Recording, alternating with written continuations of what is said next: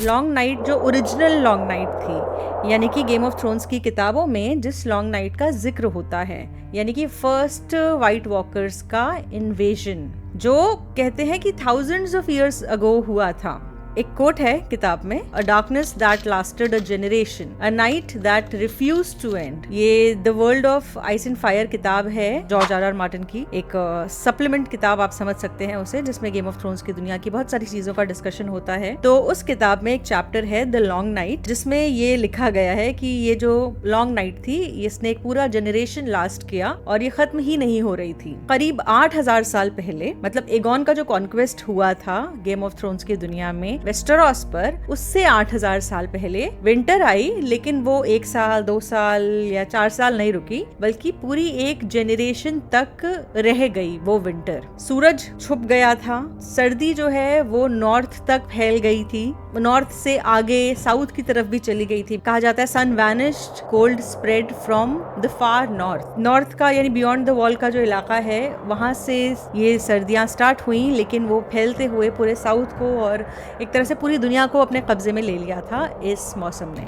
White walkers, जिन्हें किताबों में अदर्स कहा जाता है, वो लैंड्स ऑफ ऑलवेज विंटर की तरफ से चलते हुए आए और उनके साथ में थे अनडेड वाइट्स। अनडेड वाइट्स यानी कि वो लोग जिन्हें व्हाइट वॉकर्स मार देते हैं, फिर अपनी मैजिकल पावर से रेस करते हैं और फिर उन्हें कंट्रोल करते हैं। ये जो वॉर है सिर्फ तलवारों की नहीं थी, light versus shadow, fire versus ice, ऐसा समझ सकते हैं उम्मीद ना उम्मीदी के बीच की जंग थी ये। क्या ये दुनिया बचेगी या ये दुनिया बर्फ से पूरी तरह से जम जाएगी। इसी दौरान बहुत सारे ऐसे हीरोज जो हैं वो सामने आए, जिनके बारे में गेम ऑफ थ्रोन्स की जो किस्से कहानियां हैं उसमें जिक्र होता रहता है। ओल्ड नैन ब्रान को अक्सर कहानियां सुनाती थी, जो किस्से वो सुनाती थी उनमें अक्सर इन चीजों का जिक्र होता था।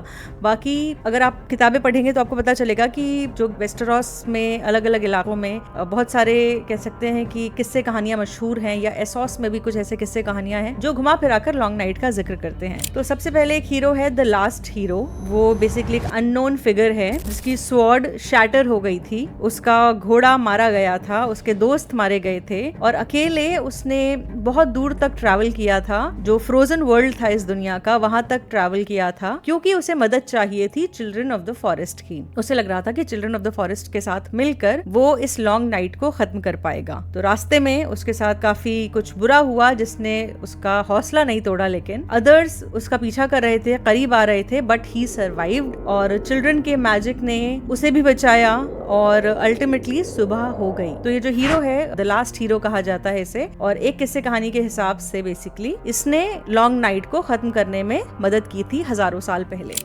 तो एज़ोर अहाई की बात करी थी मैं, जिसे लाइट ब्रिंगर भी कहा जाता है, और एसोस में ये ज्यादा मशहूर है कैरेक्टर। और एसोस एक रिलीजन है जो रलोर को मानता है, वो वाला रिलीजन बेसिकली जिससे मेलिसेंड्रे फॉलो करती है, या जो भी रेड प्रीस्टेस होती हैं वो फॉलो करती हैं इस रिलीजन को। तो उनके हिसाब से एज़ोर अहाई ने लाइट ब्रिंगर नाम की एक फ्लेमिंग स्वॉर्ड बनाई थी। उस तलवार को बनाने के लिए उसने अपनी पत्नी, जिसका नाम था नीसा, उसे मार डाला था, उसके ब्लड का इस्तेमाल किया था, बेसिकली एक ब्लड सैक्रिफाइस किया था, काला जादू किया था। उसके बाद उस चाकू से लॉन्ग नाइट को खत्म किया गया इस दुनिया से। तो बेसिकली जो एसोस अलग कॉन्टिनेंट है, वेस्टेरोस अलग कॉन्टिनेंट है, लेकिन उसके बाद भी कुछ कुछ मिलती जुलती कहानियां जो हैं वो अलग अलग हिस्सों में मशहूर हैं। अलग अलग कल्चर में लॉन्ग नाइट के अलग अलग वर्जन मौजूद हैं। वेस्टेरोस, यीती, अशाए, इन सब जगहों पर मिथ तो सेम है, लेकिन उसके नाम कुछ कुछ अलग हैं और कहानियों के वर्जन कुछ अलग हैं। जैसे कि रियल लाइफ में होता है कि कुछ मिलती जुलती कहानियां होती हैं, उसमें थोड़ा बहुत चेंज करके अलग अलग कल्चर में उसे अपनी स्टोरी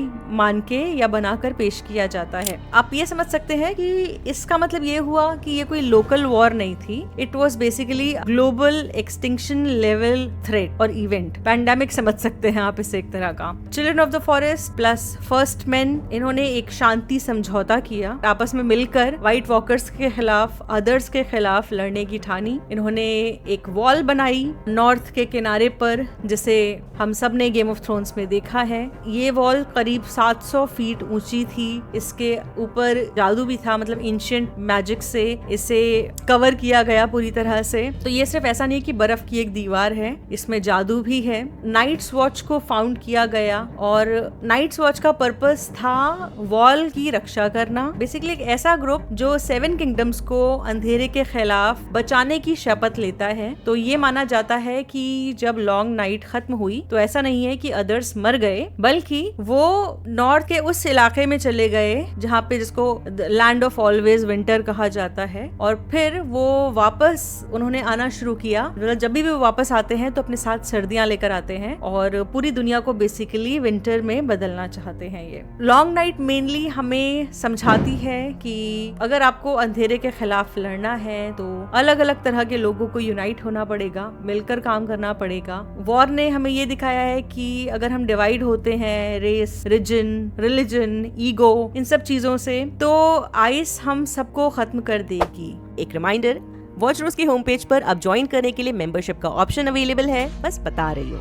उसके बाद उसके कई साल बाद, कुछ हजारों साल बाद एगॉन द कॉन्करर ने कदम रखा था वेस्टेरोस में। और उसके पहले उनको ऑलरेडी आइडिया हो चुका था कि सर्दियां फिर से आने वाली हैं। मतलब विंटर इज कमिंग जो स्टार्क के वर्ड्स हैं वो इसीलिए हैं क्योंकि स्टार्क्स जो है इस बात को भूलना नहीं चाहता है वो हाउस कि सर्दियां दोबारा आएंगी और हमें उसके लिए तैयार रहना चाहिए। अदर्स को भूल गए थे वेस्टेरोस के अलग अलग घराने, लेकिन क्योंकि अब जो हाउस स्टार्क है शायद एकदम नॉर्थ वाला इलाका है, बियॉन्ड द वॉल के बाद पहला इलाका है, पहली रियासत है, तो शायद इस वजह से वो याद रखना चाहते हैं हमेशा कि विंटर इज कमिंग। और अगर अदर्स आएंगे या व्हाइट वॉकर्स आएंगे तो सबसे पहले विंटर फेल पर ही अटैक करेंगे। तो एक तरह से उन्हें खुद को बचाने के लिए याद रखना पड़ता है कि विंटर इज कमिंग। एक और डायलॉग है ना जो बार बार हम इस शो में सुनते हैं कि what is dead may never die but rises harder and stronger. तो व्हाइट वॉकर्स की फिलॉसफी है ये बेसिकली कि वो किसी को मारते हैं पहले और उसके बाद उसे